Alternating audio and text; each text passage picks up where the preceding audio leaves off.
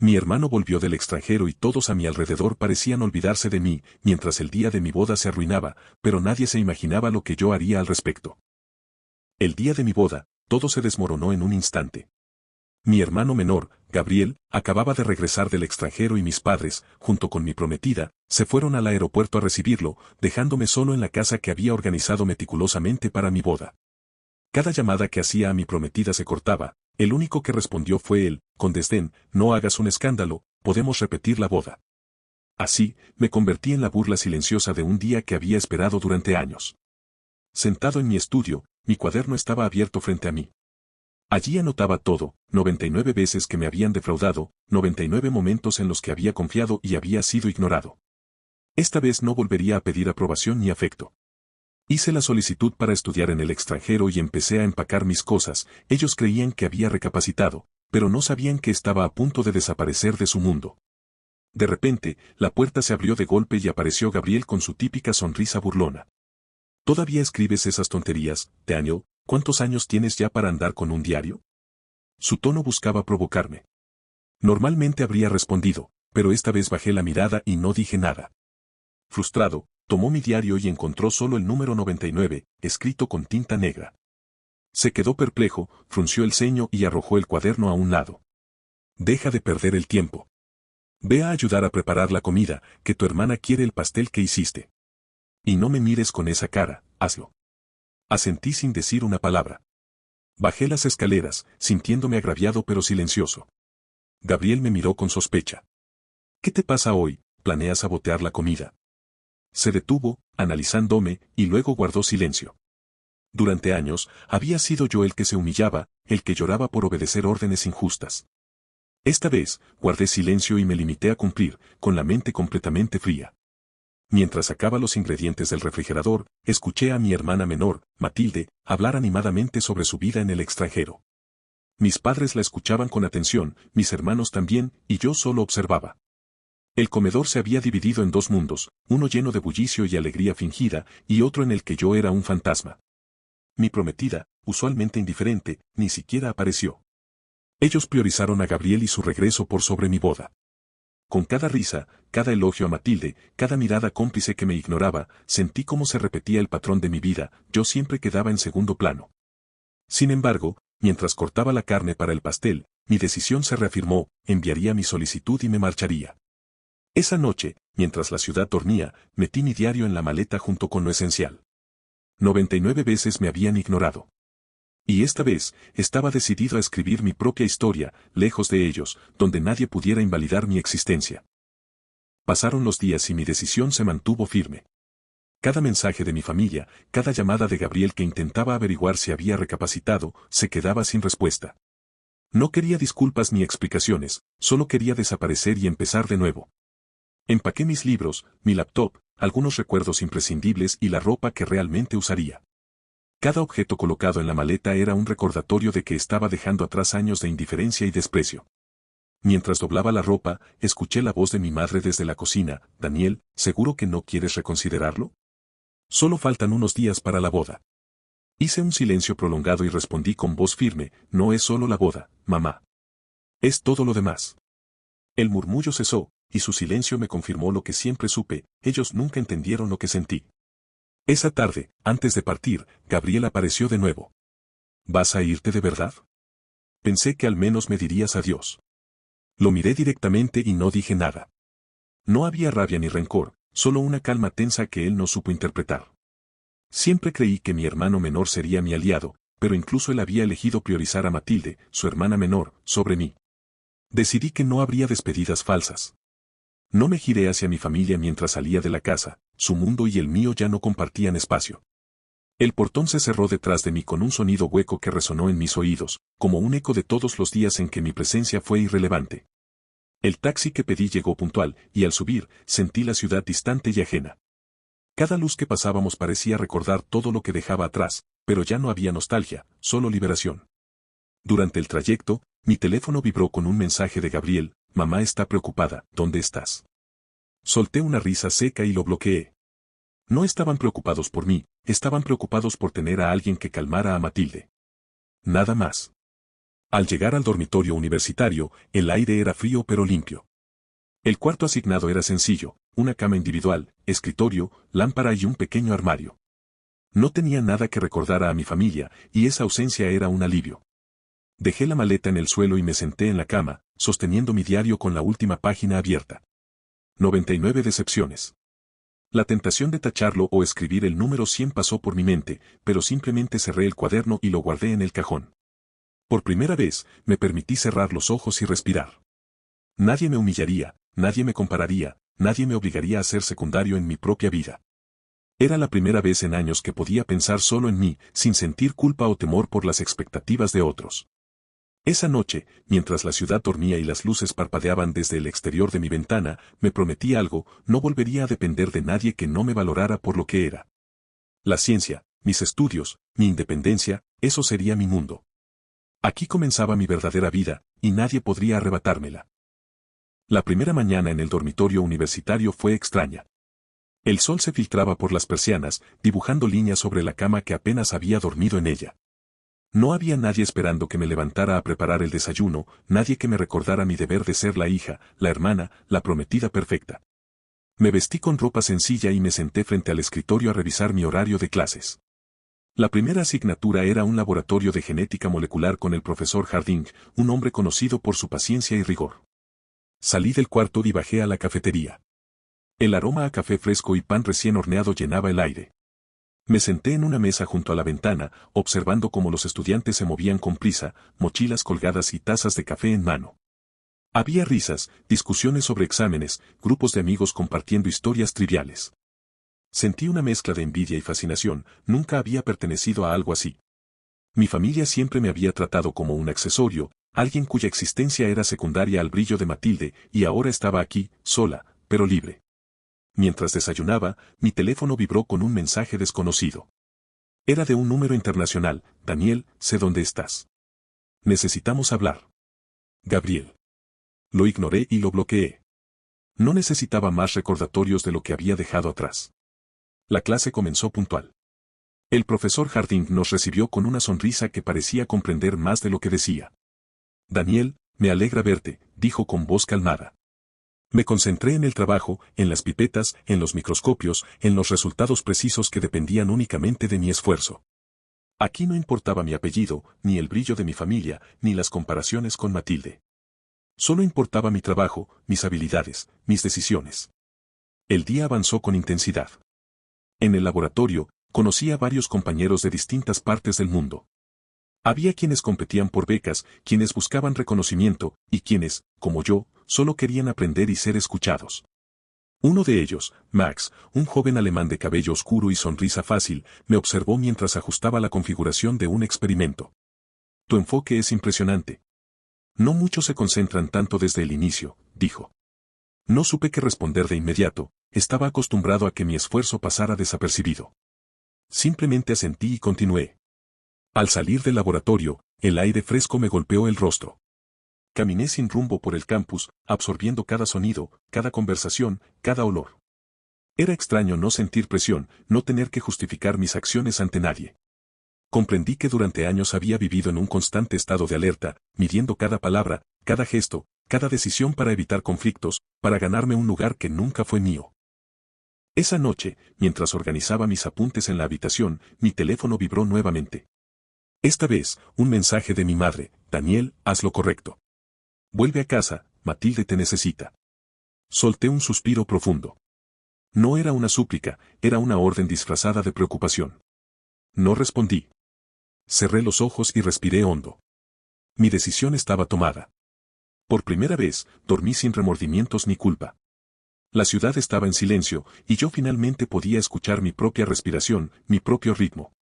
Sabía que los días siguientes traerían desafíos, soledad y decisiones difíciles, pero también oportunidades, descubrimientos y la posibilidad de construir algo que realmente fuera mío. El segundo día en el campus amaneció con un cielo gris, pero el aire era distinto, limpio, como si la ciudad misma me diera la bienvenida a esta nueva vida. Daniel caminaba hacia el laboratorio, mochila al hombro, con la sensación extraña de no tener a nadie que lo evaluara ni a nadie que le recordara que debía medir sus palabras.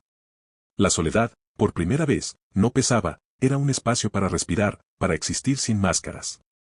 Al llegar, el profesor Harding ya revisaba los experimentos del día. Daniel, veo que tu práctica de ayer fue excelente. Hoy te asignaré un proyecto especial, dijo con una sonrisa. Por primera vez alguien confiaba en mí sin cuestionar mis capacidades, sin comparar mi desempeño con el de otros. Me asignó analizar proteínas recombinantes y preparar una presentación para la próxima semana. La responsabilidad me motivó, el conocimiento ya no era un privilegio impuesto, sino un reto propio. Durante la clase, conocí a varios compañeros que rápidamente llamaron mi atención. Max, el joven alemán con sonrisa fácil y mirada inquisitiva, estaba a mi lado, ajustando su pipeta con precisión. Me dirigió una mirada cómplice y comentó, veo que no te dejas impresionar por nadie. Eso me gusta. No sabía cómo responder, no estaba acostumbrado a elogios sinceros, pero una ligera sonrisa se escapó de mis labios. Al mediodía, decidí explorar la cafetería del campus. Me senté sola junto a la ventana, observando a los estudiantes pasar con sus libros y tazas de café. Cada grupo parecía tener historias, vínculos, pertenencia. Y allí estaba yo, sin nada que me atara, sin necesidad de fingir que encajaba. Sacar mi diario de la mochila fue un acto reflejo, las páginas todavía mostraban el número 99 que había marcado en casa. Pero esta vez no sentí ira, ni dolor, solo resignación. Cada cifra representaba decepción y traición, sí, pero también la fuerza que me había llevado hasta aquí. Mientras anotaba algunas ideas para el proyecto, mi teléfono vibró con un mensaje desconocido. Daniel, ¿estás bien? Luis. No respondí. No porque dudara, sino porque entendía que ciertos vínculos no merecían atención. La familia podía esperar, mi vida, por primera vez, no giraba en torno a ellos. Esa tarde, después de las clases, Max me invitó a dar un paseo por los jardines del campus. Caminamos entre árboles y senderos adoquinados, conversando sobre experimentos, teorías y anécdotas de laboratorio. Por primera vez en años, alguien hablaba conmigo sin pedir nada a cambio. Sin juicios, sin comparaciones. La sensación de libertad me llenaba un espacio que había estado vacío demasiado tiempo. Al regresar al dormitorio, revisé los mensajes que había recibido durante el día. Más de 15 de números familiares y uno de Gabriel. Daniel, no puedes huir de todo. Matilde está pasando por un mal momento. Responde. Cerré el teléfono y respiré profundo. Ya no me pertenecía la urgencia de sus problemas, la vida que construía era mía, y los fantasmas del pasado no decidirían mi rumbo.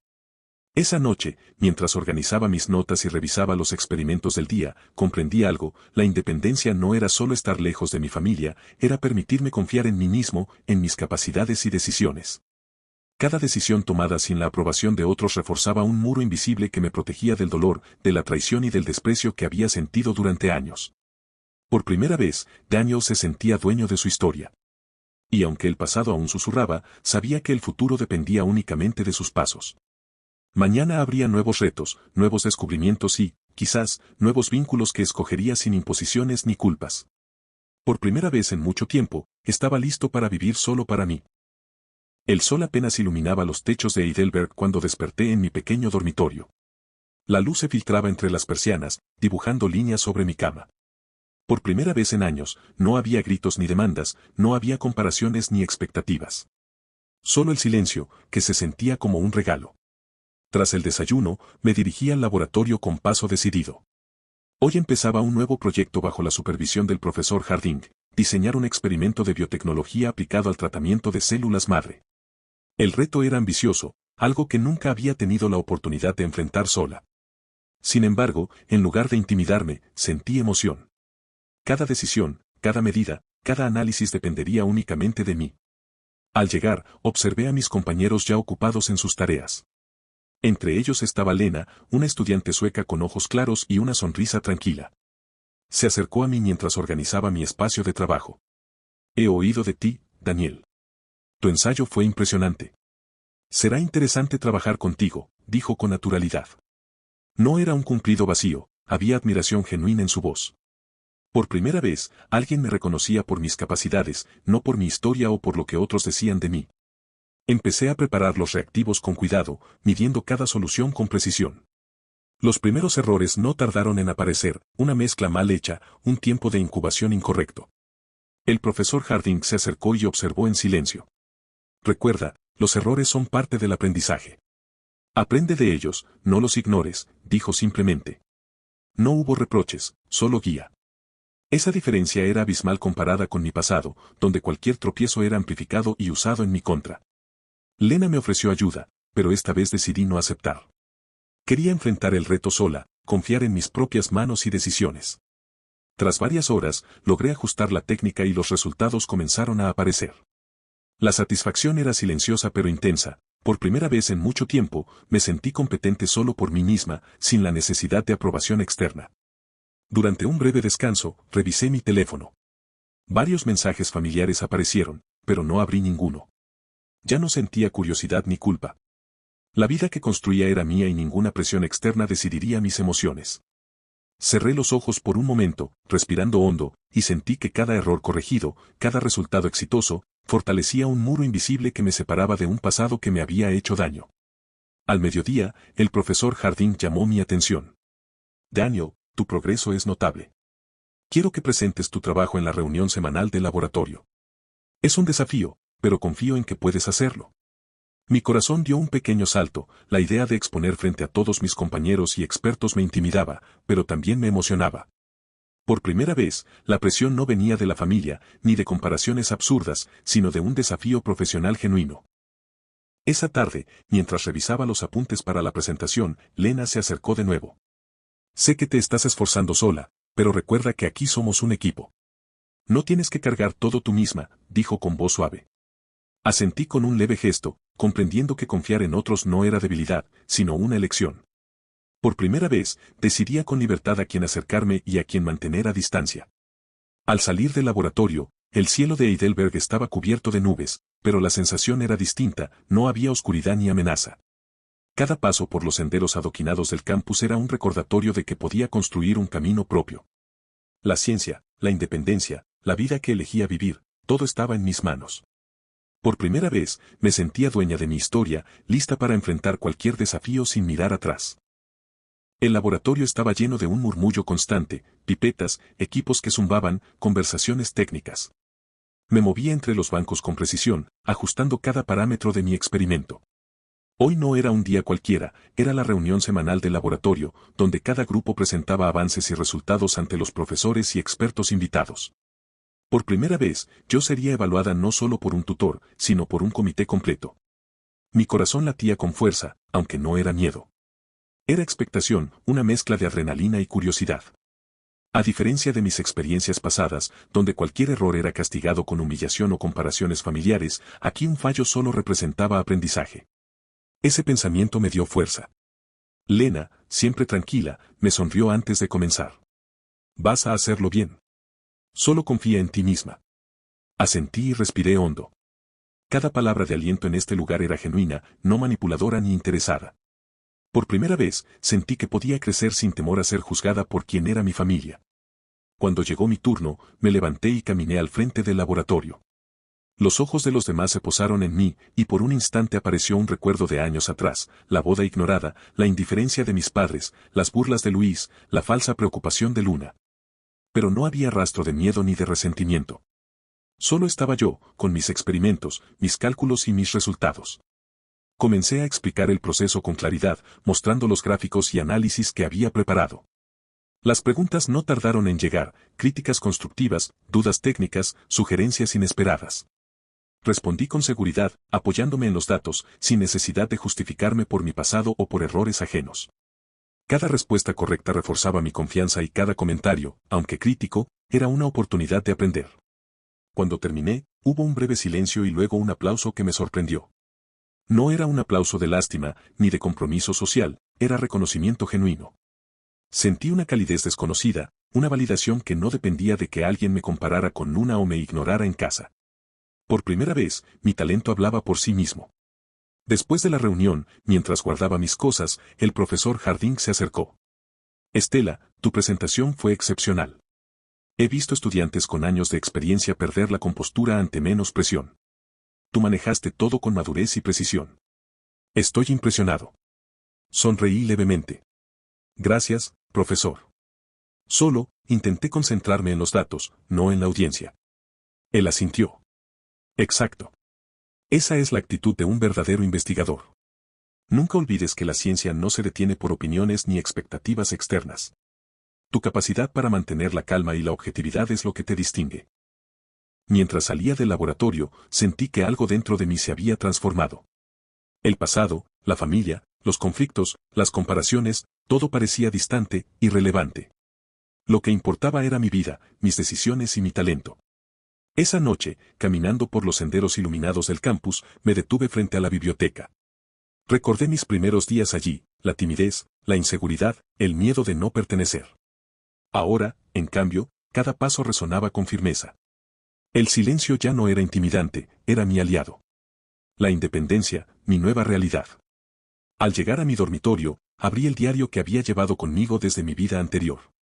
La última página aún mostraba aquel número 99 que había tachado antes de irme a Alemania. Tomé el bolígrafo y escribí un solo número, 100, marcando no un conteo de decepciones, sino el inicio de una nueva etapa. Me recosté en la cama, cerré los ojos y sonreí. La prueba había sido más que científica, había sido personal. Por primera vez, me sentía realmente dueña de mi destino. La calma que había sentido durante los últimos días se rompió de manera abrupta.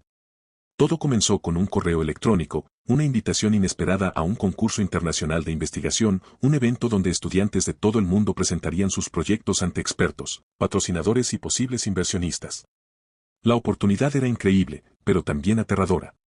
La presión sería enorme y cualquier error podría convertirse en noticia. Al principio, la duda me golpeó como un golpe seco.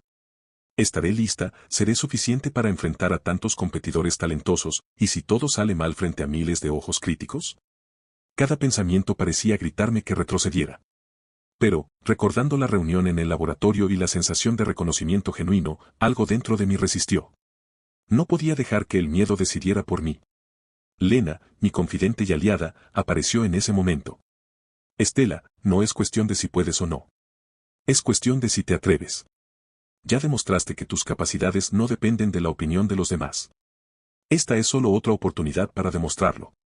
Su mirada era firme, su voz segura. Tomé aire profundo y asentí. Tienes razón. Si voy a hacerlo, debo darlo todo y no mirar atrás. Durante las siguientes semanas, mi rutina cambió radicalmente. Las horas en el laboratorio se duplicaron, los cálculos se volvieron más complejos y las noches se llenaron de revisiones interminables. Aún así, algo había cambiado, cada desafío era enfrentado con claridad y decisión. No había miedo, solo determinación pura. El día del viaje llegó. Al embarcarme hacia la ciudad que albergaría el concurso, sentí una mezcla de emoción y nervios. El avión despegó y mientras veía cómo el paisaje se alejaba, recordé los momentos difíciles con mi familia, la indiferencia de mis padres, las comparaciones con Nuna, la humillación silenciosa que había soportado. Todo parecía tan lejano. Había dejado atrás el pasado que intentó definir quién debía ser. Ahora, cada decisión era mía. Al llegar, el ambiente era eléctrico, estudiantes de distintas culturas, proyectos de tecnologías avanzadas y un público expectante que llenaba el gran auditorio. La competencia no era solo por reconocimiento académico, estaba en juego mi confianza y mi capacidad de enfrentar situaciones extremas bajo presión. Cuando llegó mi turno, respiré profundo y me acerqué al podio. La mirada de los jueces era intensa, sus preguntas rápidas y precisas. Respondí con seguridad, demostrando no solo conocimiento técnico, sino control emocional y claridad de pensamiento. Cada respuesta acertada, cada demostración bien ejecutada, reforzaba la convicción que había construido durante meses. Pero no todo fue perfecto. Un fallo técnico durante la demostración provocó un silencio inquietante entre los presentes. Por un instante, sentí que el mundo se detenía. Pero recordé lo que había aprendido en los días anteriores, los errores no definen, la reacción ante ellos sí. Con rapidez y calma, ajusté los parámetros, explicando la situación con naturalidad y recuperando la atención del público. El aplauso que siguió no fue por la perfección, sino por la capacidad de mantener la compostura frente a la adversidad. Esa noche, mientras caminaba por la ciudad iluminada, comprendí algo crucial, la verdadera competencia no estaba fuera, estaba dentro de mí. Cada desafío, cada mirada crítica, cada obstáculo técnico era solo un reflejo de mis propias inseguridades que, finalmente, aprendía a superar. Al cerrar los ojos en el hotel, un sentimiento nuevo se asentó en mi pecho, poder y libertad combinados, una mezcla que ningún juicio externo podría arrebatarme jamás. El concurso internacional fue un torbellino de emociones y aprendizajes. Tras presentar mi proyecto ante los jueces y un público internacional, recibí elogios por mi creatividad, rigor científico y capacidad de reacción ante los imprevistos. Pero más allá de los reconocimientos, lo que realmente me transformó fue la sensación de pertenecer a un mundo donde mi valor se medía por mis acciones, no por los caprichos familiares.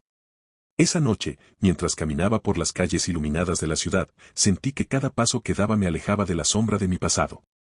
Las luces de la urbe reflejaban en mi rostro una mezcla de satisfacción y alivio. Por primera vez en años, no sentía necesidad de justificarme, de explicar mis decisiones o de soportar la indiferencia de quienes deberían haberme apoyado. Al regresar al hotel, revisé mi correo. Entre mensajes de felicitaciones y contactos profesionales, apareció uno inesperado, un mensaje de Ernest. No era una súplica ni una disculpa, solo un reconocimiento de la verdad que ya había asumido. Estela, entiendo que ya no eres la misma de antes. Espero que encuentres la paz que mereces. Sonreí con ironía. Por fin había logrado que el mundo dejara de exigirme rendición ante otros y me permitiera ser solo yo misma. Con el tiempo, Alemania dejó de ser un lugar extraño y se convirtió en un hogar. Mis días transcurrían entre laboratorios, conferencias, debates académicos y paseos solitarios por la ciudad. Cada decisión, desde que investigar hasta cómo organizar mi rutina, era completamente mía. La soledad que alguna vez había sentido se transformó en libertad, un espacio donde podía crecer sin el peso de comparaciones ni juicios familiares. Un día, mientras organizaba mis notas en la biblioteca, conocí a Adrià, un estudiante de biotecnología con una curiosidad y pasión similar a la mía.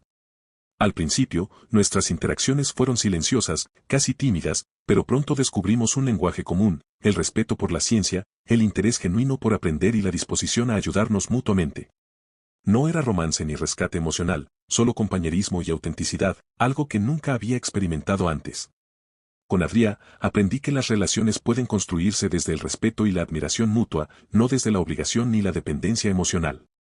Aprendí que podía confiar en alguien sin sacrificar mi independencia ni mi identidad.